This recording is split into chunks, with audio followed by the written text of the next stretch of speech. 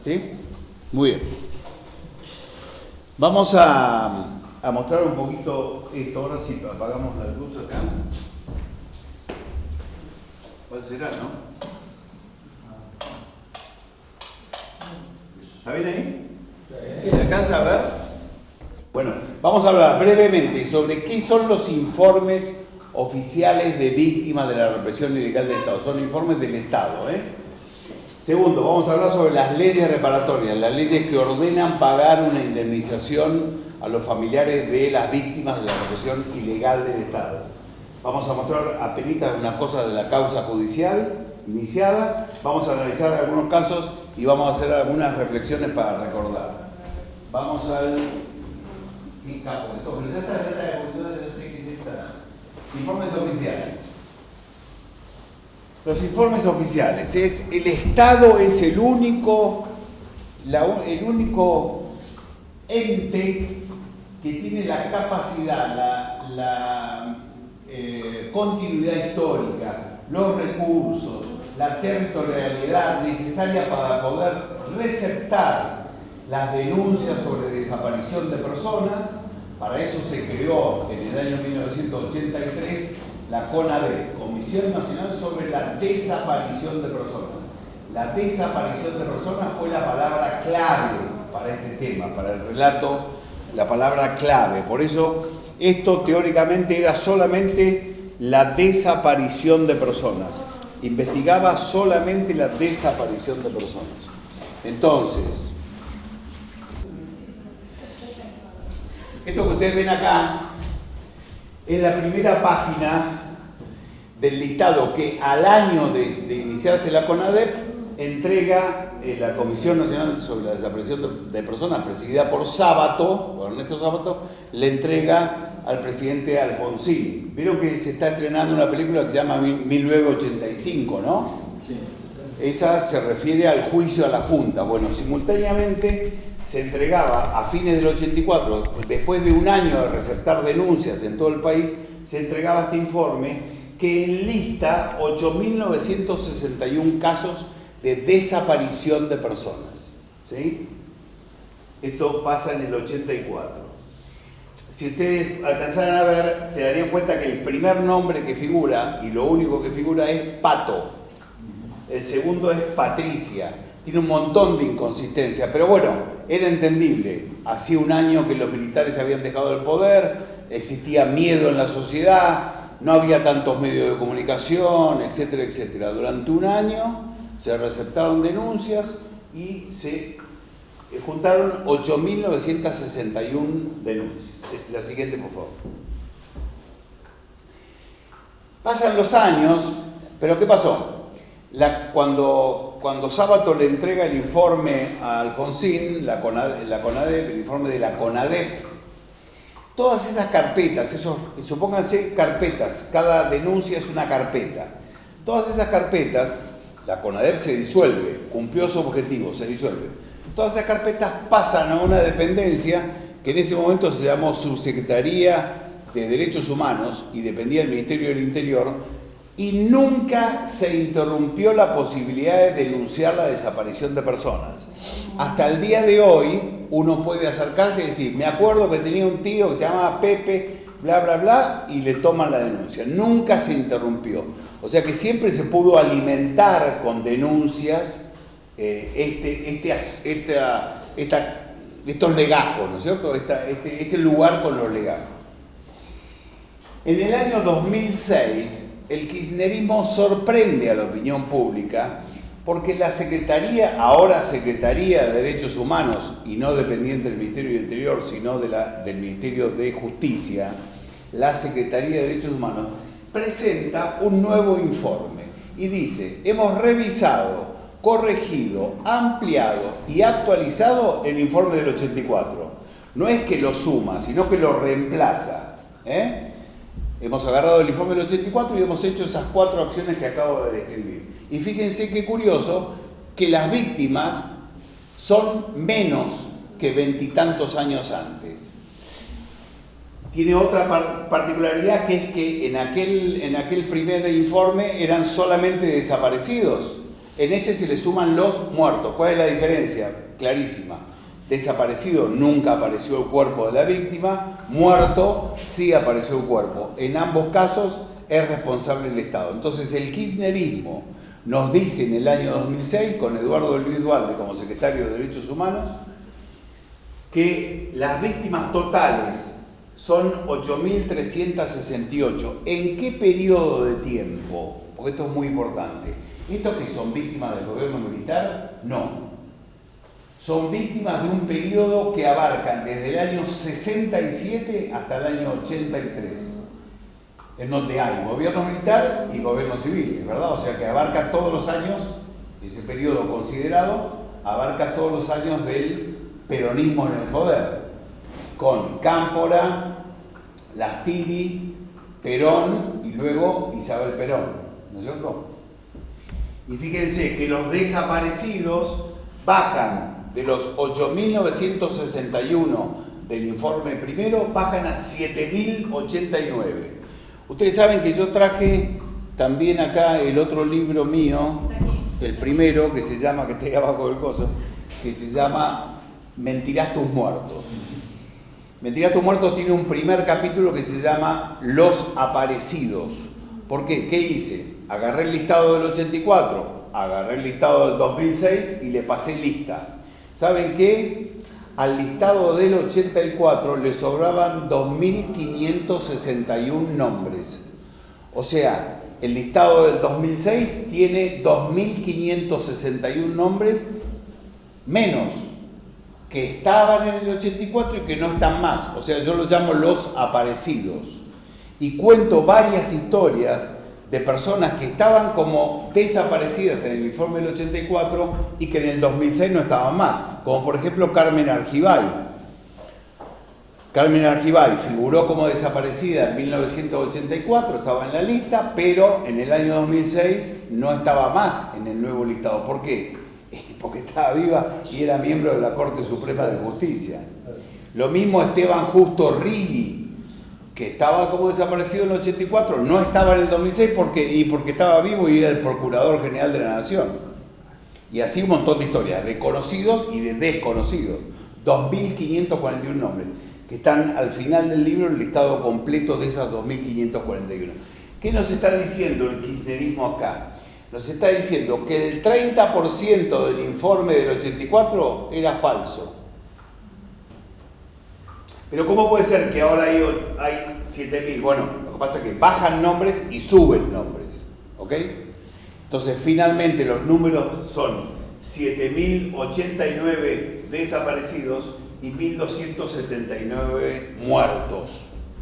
Acá yo he elegido esta página para que vean cómo se los presenta ahora, y he elegido esta porque tiene un caso que se llama Garavaglia, del que vamos a hablar rápidamente. Dale, por favor. En el año 2015, estamos hablando del 2006 en el anterior, en el año 2015, un mes antes de irse del poder, Cristina Kirchner presenta un tercer informe, un nuevo informe que se llama RUPTE, Registro Unificado de Víctimas del Terrorismo de Estado. Y fíjense qué curioso que vuelven a bajar la cantidad de desaparecidos. El periodo sigue siendo el mismo, 16 años, en el cual hay gobiernos militares y gobiernos civiles. Y los desaparecidos en total pasan a ser 7.018, el anterior a 7.089 o 98. Y los muertos ascienden a 1.613. Ese ha sido el objeto de mi estudio. Estos informes oficiales ha sido el objeto de mi estudio. He dicho, bueno, a ver, ¿por qué están incorporadas estas personas acá? ¿Están bien incorporadas o están mal incorporadas? ¿Y cuál ha sido el anteojo que he utilizado? Publicaciones de izquierda. Mi anteojo para mirar todo esto son publicaciones de izquierda. Yo no leo al general Pirulo o mi lente para mirar estos informes oficiales son todas publicaciones de izquierda. El siguiente, por favor. Parque de la Memoria. El Parque de la Memoria no tiene que ver con lo que mostrábamos antes. Si bien la cantidad de placas que hay en el Parque de la Memoria son 8.857. Perdón, volvé al anterior, si podés. Ahí. El siguiente. 8.961, 8.368. Ven, el informe de 2006 tiene 8.368. El siguiente, 8.631. Y ahora sí, al Parque de la Memoria, 8.857. Todo ronda alrededor de los menos de 9.000 personas. Menos de 9.000 personas en 16 años considerados. El Parque de la Memoria es un lugar que depende del gobierno de la Ciudad de Buenos Aires. Y dice la placa de ingreso al parque, dice: la nómina de este monumento comprende a las víctimas del terrorismo de Estado, detenidos, desaparecidos y asesinados, y a los que murieron combatiendo por los mismos ideales de justicia y equidad, dice el Parque de la Memoria, que depende del señor Horacio Rodríguez Larreta. Este es un lugar de homenaje. Los otros informes son informes oficiales que sí tienen que ver con el tema de la plata, con el tema de las indemnizaciones que vamos a ver ahora. El siguiente, por favor. Las leyes reparatorias. Yo decía en la charla inicial que la política había hecho algunas acciones intentando dar vuelta a la página y pasar para adelante esta cuestión. No puede ser digamos, que los argentinos, ha habido otras sociedades que han tenido procesos muchísimo más graves que el nuestro, hay sociedades que han vivido conflictos internos muchísimo más graves que el nuestro y han sabido salir de ellos a través de la actuación de dirigencias sabias y prudentes, y no ha sido el caso argentino.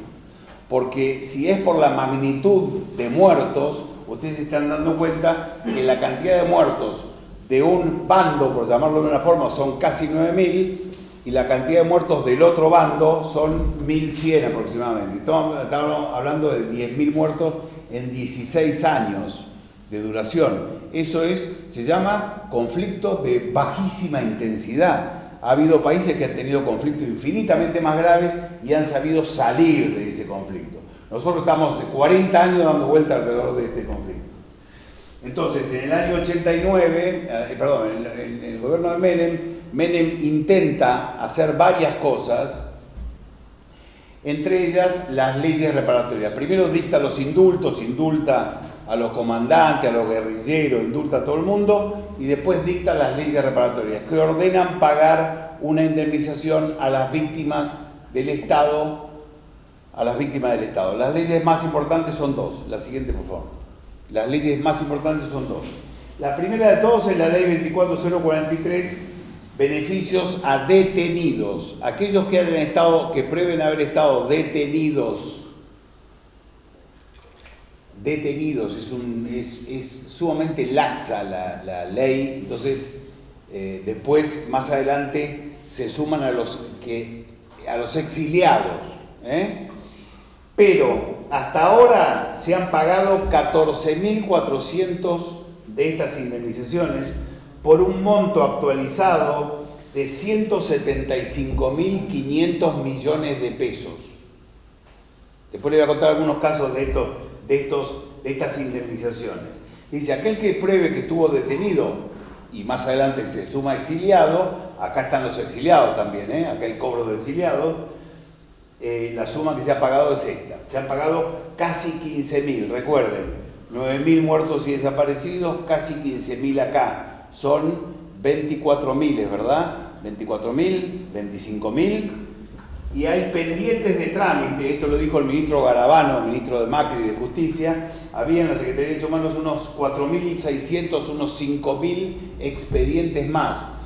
Con lo cual, llegamos a 30.000 personas. ¿Sí? Mantengamos el número en la cabeza. Hay pendientes de trámite cuya proyección son 70.000 millones de pesos más. Siguiente, por favor. La otra ley es la ley que ordena pagar una indemnización a los familiares de los desaparecidos y muertos. La 24411. Se pagaron hasta ahora casi 8.000 indemnizaciones. Cada una de las indemnizaciones actualizadas a hoy son aproximadamente 25 millones de pesos. Se pagaron hasta ahora unas 8.000. La suma total actualizada son 250.000 millones de pesos. 250.000. Sigamos, por favor. Con lo cual, solamente con estas dos leyes, y hay otras leyes reparatorias, se han pagado 402 mil millones de pesos en leyes reparatorias sin control. Esto es lo que yo hago hincapié, porque yo soy un investigador del tema y me he encontrado con una enorme cantidad de obstáculos para acceder a toda esta información. Obstáculos insalvables en muchos casos. ¿Sí? Se han pagado hasta ahora 402 mil millones de pesos en indemnizaciones de este tipo.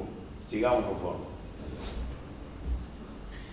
Bueno, en el año 2019 yo consigo, por mi labor periodística, consigo de manera reservada que un funcionario del gobierno de Macri, de segunda línea, me acercara en un pendrive los pagos de las indemnizaciones, pero hasta diciembre de 2015, o sea, hasta que se hace cargo el gobierno de Macri.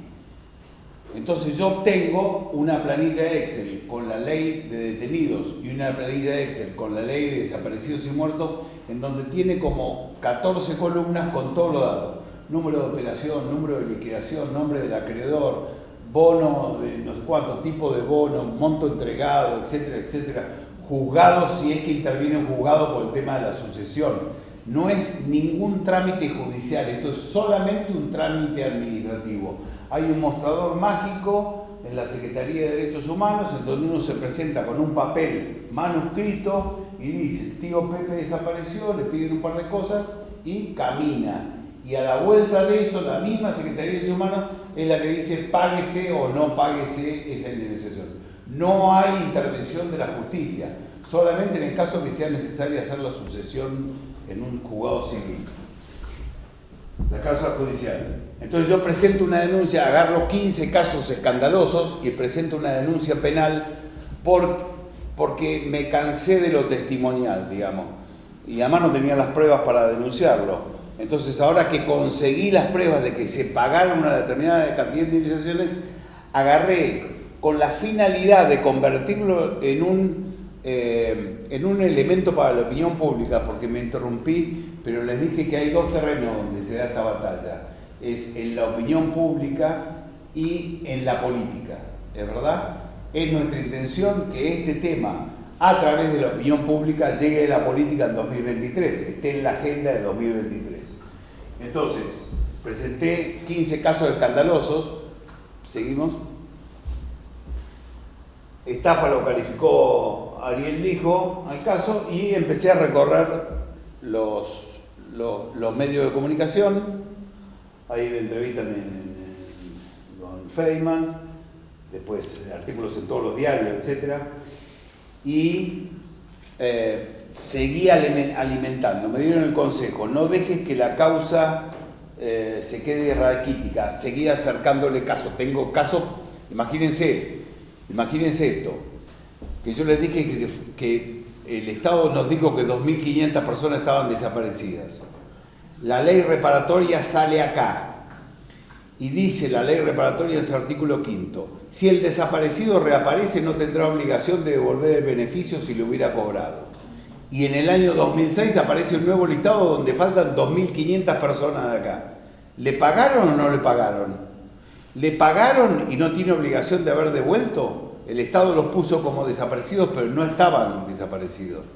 ¿Le pagaron o no le pagaron? O sea que casos para denunciar tengo centenares. Mi aspiración es que la opinión pública pida. Ustedes vieron que siempre la izquierda va y dice que abran los archivos de Estados Unidos, que abran los archivos del Vaticano, que abran los archivos de no sé cuánto. Bueno, que abran los legajos de la CONADEP, de la Secretaría de Derechos Humanos, para mostrarnos cuál es la magnitud de lo que pasó en los 70. Porque yo denuncio casos fraudulentos, falsos, de desaparecidos y muertos inventados, y también de detenidos. De detenidos tengo para hacerme un picnic, y trataré de contarle un caso. Entonces, voy a los medios de comunicación. Sí, vamos a contar algunos casos. Esta chica tenía 27 años cuando murió, se llamaba Nora Lía Marquardt, era originaria de Mar del Plata, clase media,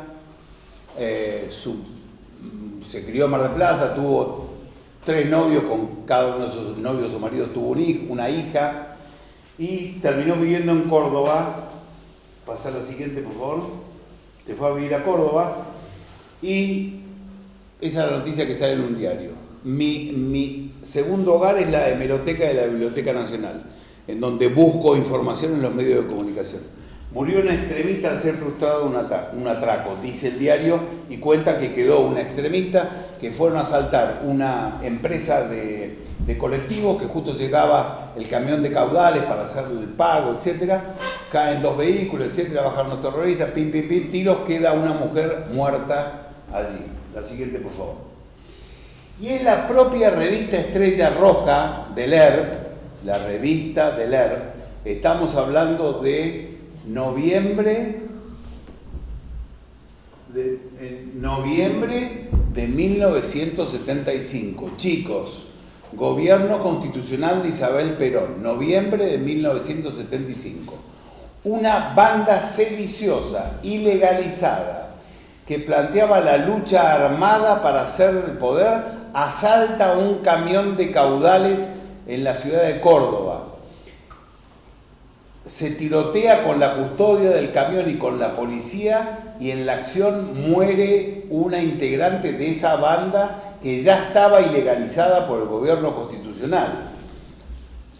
¿Qué dice la revista Estrella Roja de esa fecha? En una sección que se llamaba Crónica de la Guerra Revolucionaria. Nos contaban cómo hacían la guerra revolucionaria. No era una bomba cada una semana, despelote en los diarios, el atentado contra Cristina Kirchner, 3 semanas hablando del tema. No, esto era todos los días. Esto es la revista Estrella Roja. Esto es, en el mes de noviembre, todos los días, en todos los lugares del país, contando los hechos de violencia que hacían. Lo mismo pasaba con Montonero, que tenía su revista, Evita Montonera, y contaba exactamente lo mismo. Nos detenemos en este hecho.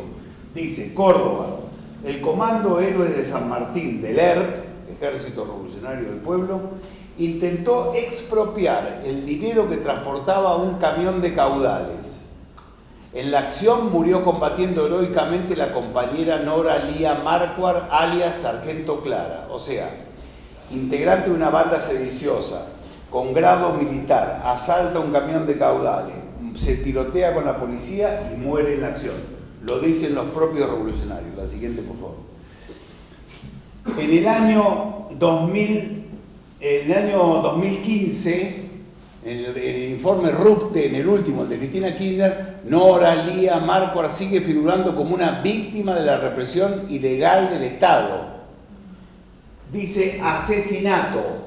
Para la chiquita que está allá al fondo, si dice, ¿quién era Nora Lía Marquardt? Ah, la asesinó el Estado, qué hija, qué tremendo. No. Formaba parte del ERP, asaltó un camión de caudales y murió en la acción. La siguiente, por favor. Da todos los datos de Nora Lía Marquardt. La homenajeamos en el Parque de la Memoria a Nora Lía Marquardt. Acá está la placa. La siguiente, por favor. Y le pagamos 27.621.478 pesos en liquidación número 34.028 del Ministerio de Economía. Esto es el recorte del diario y la revista Estrella Roja es la historia. Lo demás es el relato. Asesinada por la represión ilegal, homenajeada como joven idealista, indemnizada. Mentiras y millones. Siguiente caso, por favor. Pedro Sabao. En la hemeroteca encuentro este artículo que cuenta que 2 hermanos, Pedro y Carlos Sabao, tenían un kiosco muy humilde de bebidas a orilla del río Paraná. Y una mañana estaban por abrir el kiosco, noviembre del 75 también, gobierno constitucional, paran los vehículos, se baja una persona con armas largas y sin mediar palabra le abren el fuego a los 2 hermanos Sabao. Carlos cae gravemente herido al piso. Pedro corre por la arena hasta el río, se tira al río, intenta nadar, intenta escapar nadando, lo persiguen, balean el cuerpo, se lo traga el río Paraná. Al día siguiente, dice este suelto, fue extraído ayer de las aguas del río Paraná el cadáver de Pedro Alberto Sabao. Su hermano Carlos se repone de las graves heridas. Historia. Esto forma parte de la historia documentada. La siguiente imagen, por favor. La revista Evita Montonera, así como el ERP tenía Estrella Roja, los montoneros tenían la revista Evita Montonera, también tenían una sección, la otra se llamaba Crónica de la Guerra Revolucionaria, acá se llamaba Crónica de la Resistencia, y dice, 26 de noviembre, un pelotón de combate de montoneros ejecutó al traidor y delator de compañeros y actual miembro de la Juventud Sindical de Rosario, Pedro Sabao, quien al intentar huir cayó al río Paraná. A ver si entendemos. Estas personas, en un gobierno democrático, tenían un ejército, tenían pelotones, que tenían un código de justicia revolucionaria que significaba ir y yo te digo que vos sos traidor y te mato. No había juicio, no había defensa, no había nada. Son los que hoy nos explican qué son los derechos humanos. ¿Sí? Les hemos entregado a ellos el patrimonio de la historia reciente y los derechos humanos. Seguimos, por favor. Hasta acá la historia. Ahora viene el relato. El relato es que Pedro Sabao es incluido en el año 2006, en el informe de Néstor Kirchner, es incluido como ejecución sumaria. Sabao, Domínguez, Anastasio, Pedro Alberto, tal fecha, Río Paraná, Recreo Público, Rosario, Santa Fe. En el año 2006 es incluido. La siguiente, por favor. Se lo homenajea en el Parque de la Memoria, Pedro Alberto Sabao. La siguiente, por favor. Y se paga una indemnización de 27 millones. Lo mataron los montoneros. Se lo coloca como víctima del Estado y se le paga la indemnización. Además se lo homenajea en el Parque de la Memoria. ¿Pero qué dice acá abajo? Que en el año 2015 fue retirado de los registros oficiales. O sea que si uno se va al informe último de Cristina Kirchner, Pedro Sabao ya no es más una víctima del Estado. No estuvo en el 84 porque era de desaparecidos y él no estaba desaparecido. El cuerpo había sido entregado a la familia. Es incluido en el 2006, se paga una indemnización de 27 millones de pesos y después se lo saca del registro. ¿Se comprende? Pero volvé para atrás, por favor, porque me parece que vi algo que estaba mal. Ahí, déjalo ahí. Pero claro, yo veo Sabao Pedro Alberto y arriba dice Sabao Carlos. Entonces cuando yo veo, esta foto la saqué yo, cuando veo Sabao Carlos, vuelvo a mi casa, pongo en Google guía telefónica de Rosario, Carlos Sabao, hola, me atiende una mujer, sí, quiero hablar con Carlos Sabao, quiero hablar con tu papá. Hola, me atiende un hombre. No, mi papá murió en un geriátrico el año pasado. ¿Se comprende? Un investigador solo, sin recursos, que se mete en los entresijos del relato y empieza a decir, hay que transparentar esto, hay que sacarle el muro de silencio y de secreto que tiene alrededor de esto. ¿Cuántos casos más como estos hay? Yo hablé con el padre y me dice, mi papá murió en un geriátrico el año pasado. Le dije, bueno, te adelanto que tu padre está homenajeado como una víctima de desaparición en el Parque de la Memoria. No lo podía creer. No sé qué acción habrá hecho y no sé hasta ahora si se ha sacado la placa o no, porque esto además ya tomó estado público, etc. Siguiente, por favor. Atilio Santillán. Atilio Santillán. Mi trabajo es leer fuentes de izquierda, entonces rastrear, buscar fuentes de izquierda, cotejar, buscar, etc. Entonces descubro en la revista Estrella Roja del ERP, en una contratapa, 2 días antes del golpe militar, o sea, el 22 de marzo del 76, descubro que dice parte de guerra, matamos al buchón traidor de Atilio Santillán. El ERP dice, lo matamos nosotros a Atilio Santillán. Fuimos a la avenida Rivadavia, acá en Buenos Aires. Santillán era líder del gremio de los azucareros, la FOTIA, Federación de Obreros Trabajadores de la Industria Azucarera, lo matamos a Santillán por traidor. Entonces digo, ¿qué hace José D'Angelo? Me voy a fijar, a ver si lo pusieron como víctima en el informe del año 84. No, en el informe del 84 no está como víctima. Me voy a fijar si lo pusieron como víctima en el informe del año 2006, Néstor Kirchner. No, tampoco está. Digo, Cristina no me puede fallar. Me voy a fijar en el informe de 2015, a ver si había sido puesto falsamente como víctima, porque está diciendo el ERP, que lo mató. No, tampoco está. Bueno, se me acabó el caso, digo. La placa siguiente, por favor. Es la muerte de Santillán. Acá dice, matan a Santillán, líder de FOTIA. Este diario, a ver si se acuerda don Mario García. ¿Quién lo dirigía? El diario vespertino La Tarde. O alguien que se acuerde. Lo dirigía un tal Héctor Timerman, el hijo de Jacobo. O sea, el que fue canciller de Cristina Kirchner, ¿se acuerdan de Héctor Timerman, el canciller? Dirigía en esa época este diario y su padre dirigía el diario La Opinión, un diario muy famoso, La Opinión.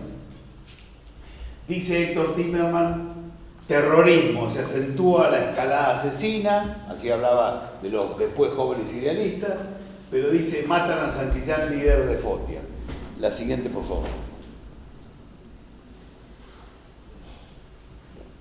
Hay tal parte de guerra en donde yo leo que el ERP dice lo matamos nosotros por traidor.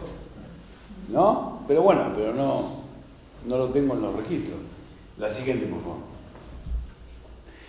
Y después leo un libro en donde un periodista actual, hace 2015, entrevista a Arnold Kremer o Luis Mattini.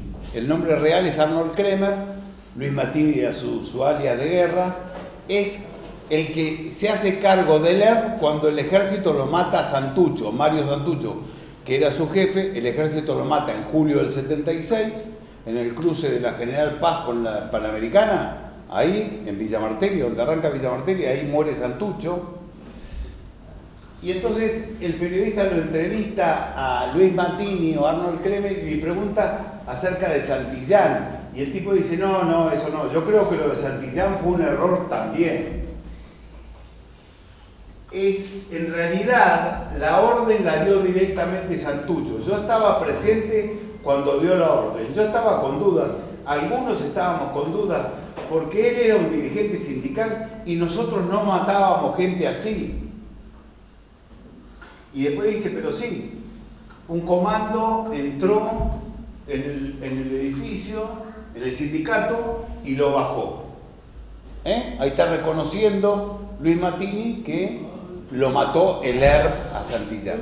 Pero no tengo caso, pero sí tengo caso. La siguiente, por favor. ¿Por qué? Porque en mis registros, en mis planillas Excel, tengo que el Estado le pagó por la muerte de Santillán. Pagó 30 millones de pesos en liquidación tanto. ¿Qué quiere decir esto? Esto es lo que yo le digo al juez Lijo en la denuncia. Le digo, señor juez, fíjese que ni siquiera se gastaron en registrarlo como víctima. Se acercó alguien al escritorio mágico de la Secretaría de Derechos Humanos y dijo, ¿me pagás Santillán? Pero lo mató el ERP. Bueno, pagámelo lo mismo. Le pagaron y ni siquiera lo registraron como víctima en los listados oficiales. Si se animaron a hacerlo con Santillán, que salió en la tapa de los diarios, ¿a cuánto Juan Pérez le pagaron indemnizaciones que nosotros no sabemos ni sabremos? Esto es lo que yo le pregunto al juez, ¿de verdad? Antes para recordar brevemente, porque nos quedan apenas unos minutitos, porque no sé ni qué hora es. Tardísimo.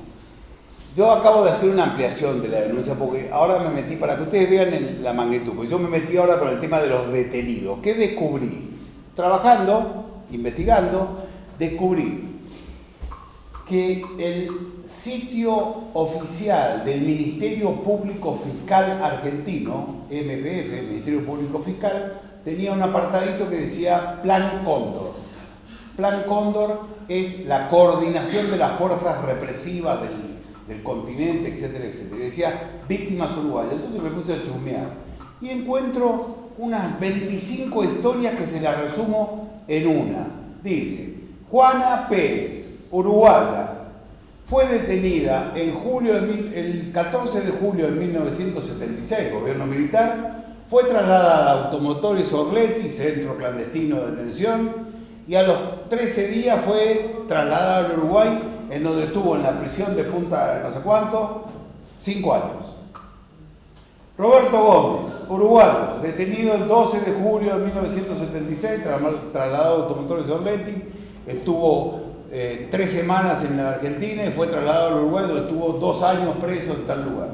Entonces digo, bueno, a la pucha, mira toda esta historia, en donde acá en la Argentina no alcanzan a estar un mes. O sea, todos están 10 días, 15 días, son 25 historias iguales. Entonces digo, la ley reparatoria de 24043 ordena pagar un monto determinado por la cantidad de días que estuvieron detenidos. Y ese monto determinado hoy está calculado en 5.000 pesos. ¿De dónde saqué el cálculo? De la revista Noticias. ¿Se acuerdan cuando se armó el despelote con Nacha Guevara, que había cobrado por el exilio? Bueno, la revista Noticias hace el cálculo y dice: hoy, la ley 24043, el día de detenido o exiliado son 5.000 pesos actuales. Entonces digo, si Juana Pérez estuvo 13 días detenida en la Argentina y después se trasladó a la jurisdicción uruguaya, se le habrá pagado 13 días por 5.000 pesos. No, se le pagó 25 millones de pesos, 27 millones de pesos, 32 millones de pesos. Tengo los 25 casos en donde estuvieron 2 semanas detenidos acá y estuvieron varios años detenidos en Uruguay, y los argentinos le pagamos la totalidad de los años que estuvieron detenidos en Uruguay, lo cual es una violación de la ley absoluta, ¿es verdad? Muy bien. Para los más jóvenes, para recordar, vamos a contar solamente un caso para saber contra quién nos enfrentamos y por qué es importante volver a la verdad histórica. Esa es la tapa de la revista Estrella Roja con el teniente coronel Ibarzábal, y acá el amigo Mario tiene mucho que ver con esto, tiene algunas historias vinculadas con esto, porque en esta época es que él estaba en actividad, ¿de verdad, Mario? Sí. Lo secuestra el ERP al teniente coronel Ibarzábal, ataca un regimiento en azul, mata al jefe de regimiento ¿cómo se llama? A Gay, mata al jefe de regimiento a Gay y su mujer, y se lo lleva secuestrado al teniente coronel Ibarzábal, al que lo tienen un año durante todo el gobierno, lo que restó de Perón, hasta que Perón se murió, esto es enero del 74, y lo matan sobre fines del 74, si no me equivoco, lo matan en un traslado que hacían. Pero sigamos con la próxima. El ERP lo secuestra y lo mantienen prisionero en esta que llamaban cárcel del pueblo. Esto imagínense, pegado contra la pared y abulonado, o sea que el sector donde estaba la persona acá era este solamente, ¿no es cierto? Ahí lo tuvieron a Gay detenido, y cuando lo trasladan de un lugar a otro, la siguiente, por favor, lo trasladaban en un armario metálico, con las manos atadas y vendado, volcado el armario en la caja de una camioneta. Así lo trasladaban los que hoy nos hablan de los derechos humanos a una persona que tenían secuestrada durante el gobierno constitucional de Isabel Perón.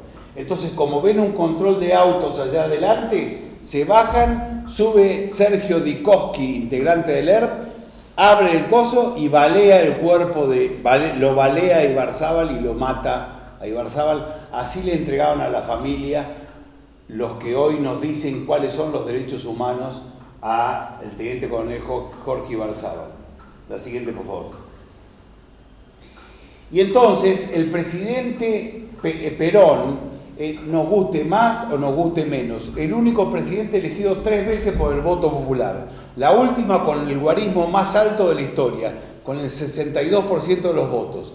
Escribió una carta a los oficiales, suboficiales y soldados de la Guarnición Militar Azul, donde en el último párrafo, en los últimos párrafos, dice una definición de la guerrilla que no hay que olvidar y que es imposible que se la saquen de encima. Esto es volver a la historia. ¿Qué dice Perón? Dice: teniendo en nuestras manos las grandes banderas o causas que hasta el 25 de mayo del 73 pudieron esgrimir. ¿Qué quiere decir? Ahora le habla a los guerrilleros, a los de la, le dice: ahora tenemos en nuestras manos las banderas que mientras duró el gobierno militar de la NUCE, ustedes podían esgrimir que las tenían ustedes, pero ahora las tenemos nosotros, elegidos por el pueblo argentino. La decisión soberana de las grandes mayorías nacionales de protagonizar una revolución en paz y el repudio unánime de la ciudadanía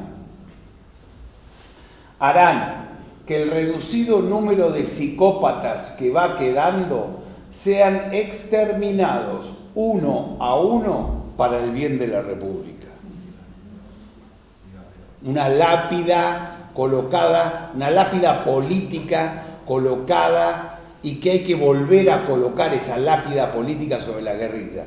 Reducido número de psicópatas que tienen que ser exterminados uno a uno para el bien de la República, porque se oponen a las grandes mayorías nacionales y ya cuenta con el repudio unánime de la ciudadanía. Esto es una definición histórica. La otra que podría darse es cuando Perón expulsa a los montoneros de la Plaza de Mayo. Unos meses después expulsa a los montoneros de la Plaza de Mayo, que todo el mundo se acuerda que les dijo: no, les dijo cosas mucho peores. ¿Saben lo que les dijo Perón? Estúpidos imberbes es nada. Cuando empezó a hablar y ellos lo desafiaban, dijo, primero arrancó diciendo: pese a estos estúpidos que gritan. Después siguió hablando, le siguieron gritando y dijo: y ahora resulta que unos imberbes nos quieren enseñar a los que peleamos por más de 20 años. Segundo, pero lo más grave vino después, cuando le dijo: vendrán para el pueblo de la nación argentina tiempos de liberación. De liberación no solamente del colonialismo que viene azotando a la República hace tantos años, sino también de estos infiltrados que traidoramente desde adentro del movimiento le hacen más daño que los que trabajan desde afuera, sin contar que la mayoría de ellos son mercenarios al servicio del dinero extranjero. Infiltrados, traidores y mercenarios. Llamó al pueblo argentino a liberarse de ellos y comparó los males que le hacían a la República con los males que le hace el colonialismo. Eso dijo Perón, de los que ahora van a marchar el 17 de octubre, de los que cantan la marcha. ¿Es verdad? Hay que volver imprescindiblemente a la historia. Nada más. Muchas gracias.